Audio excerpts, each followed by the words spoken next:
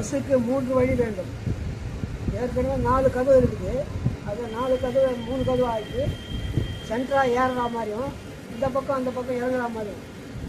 அது இப்போ இருக்கிற வழியில் ஏறிட்டு திருப்பி வரணுமேன்ட்டு அங்கேயே நிற்கிறாங்க. நடுவில் காலியாக இருக்குது. கண்டக்டர் தள்ளி போன்றாரு. அது 3 வழி இருந்தால் தள்ளி போன்னு சொல்ல வேண்டியதில்லை. சென்டராக ஏறுவாங்க, இந்த பக்கம் அந்த பக்கம் இறங்குவாங்க. இப்போ இருக்கிற பஸ்ஸுக்கு இறங்குற வரையிலும் காத்திருந்துக்கணும் ஏறுறவங்க.